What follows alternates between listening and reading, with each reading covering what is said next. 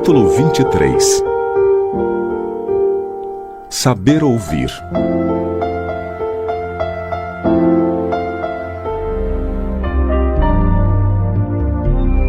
Intimamente lamentei a interrupção da palestra.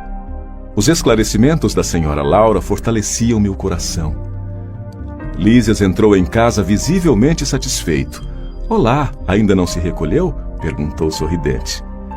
E enquanto os jovens se despediam, convidava-me solícito. "Venha ao jardim, pois ainda não viu o luar destes sítios."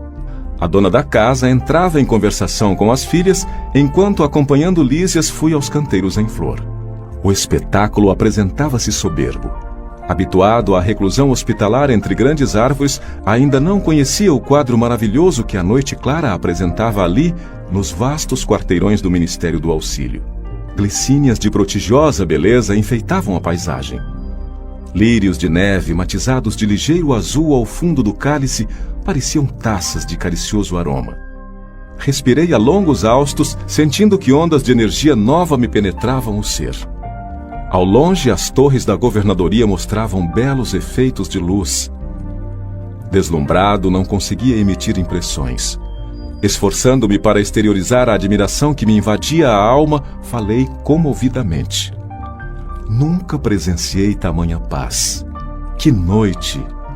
O companheiro sorriu e acentuou. Há compromisso entre todos os habitantes equilibrados da colônia, no sentido de não se emitirem pensamentos contrários ao bem. Dessarte, o esforço da maioria se transforma numa prece quase perene. Daí nascerem as vibrações de paz que observamos.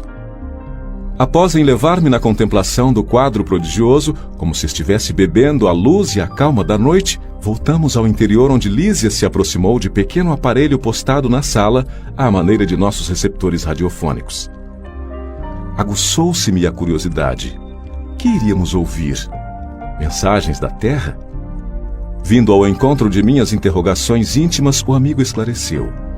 Não ouviremos vozes do planeta. Nossas transmissões baseiam-se em forças vibratórias mais sutis que as da esfera da crosta. Mas não há recurso, indaguei, para recolher as emissões terrestres? Sem dúvida que temos elementos para fazê-lo em todos os ministérios. Entretanto, no ambiente doméstico, o problema de nossa atualidade é essencial. A programação do serviço necessário às notas da espiritualidade superior e os ensinamentos elevados vivem agora para nós outros muito acima de qualquer cogitação terrestre. A observação era justa, mas, habituado ao apego doméstico, inquiri de pronto. Será tanto assim? E os parentes que ficaram à distância? Nossos pais, nossos filhos? Já esperava essa pergunta. Nos círculos terrestres, somos levados muitas vezes a viciar as situações. A hipertrofia do sentimento é mal comum de quase todos nós. Somos por lá velhos prisioneiros da condição exclusivista. Em família, isolamo-nos frequentemente no cadinho do sangue e esquecemos o resto das obrigações. Vivemos distraídos dos verdadeiros princípios de fraternidade. Ensinamo-los a todo mundo, mas em geral, chegado o momento do testemunho, somos solidários apenas com os nossos. Aqui, porém, meu amigo, a medalha da vida apresenta a outra face. É preciso curar nossas velhas enfermidades e sanar injustiças. No início da colônia, todas as moradias, ao que sabemos, ligavam-se com os núcleos de evolução terrestre. Ninguém suportava a ausência de notícias da parentela comum. Do Ministério da Regeneração ao da Elevação, vivia-se em constante guerra nervosa. Boatos assustadores perturbavam as atividades em geral. Mas, precisamente há 2 séculos, um dos generosos ministros da União Divina compelia a governadoria a melhorar a situação. O ex-governador era talvez demasiadamente tolerante. A bondade desviada provoca indisciplinas e quedas. E de quando em quando as notícias dos afeiçoados terrestres punham muitas famílias em polvorosa. Os desastres coletivos no mundo, quando interessassem algumas entidades em nosso lar, eram aqui verdadeiras calamidades públicas. Segundo nosso arquivo, a cidade era mais um departamento do umbral que propriamente zona de refazimento e instrução. Amparado pela União Divina, o governador proibiu o intercâmbio generalizado. Houve luta, mas o ministro generoso que incrementou a medida valeu-se do ensinamento de Jesus, que manda os mortos enterrarem seus mortos, e a inovação se tornou vitoriosa em pouco tempo. Entretanto, objetei: Seria interessante colher notícias dos nossos amados em trânsito na Terra.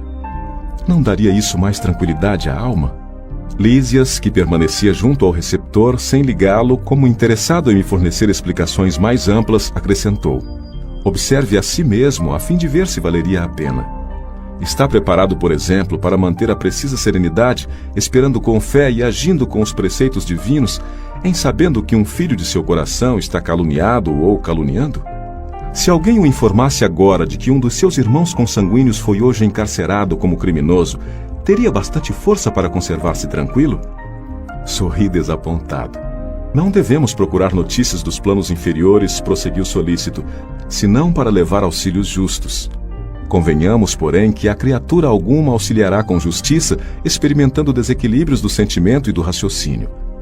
Por isso, é indispensável a preparação conveniente antes de novos contactos com os parentes terrenos. Se eles oferecessem campo adequado ao amor espiritual, o intercâmbio seria desejável. Mas esmagadora porcentagem de encarnados não alcançou ainda nem mesmo o domínio próprio e vive às tontas nos altos e baixos das flutuações de ordem material. Precisamos, embora as dificuldades sentimentais, evitar a queda nos círculos vibratórios inferiores. Contudo, evidenciando minha teimosia caprichosa, indaguei: mas Lísias, você que tem um amigo encarnado, qual seu pai, não gostaria de comunicar-se com ele? Sem dúvida, respondeu bondosamente. Quando merecemos essa alegria, visitamo-lo em sua nova forma, verificando-se o mesmo quando se trata de qualquer expressão de intercâmbio entre ele e nós. Não devemos esquecer, entretanto, que somos criaturas falíveis. Necessitamos, pois, recorrer aos órgãos competentes que determinem a oportunidade ou o merecimento exigidos. Para esse fim, temos o Ministério da Comunicação. Acresce notar que da esfera superior é possível descer à inferior com mais facilidade.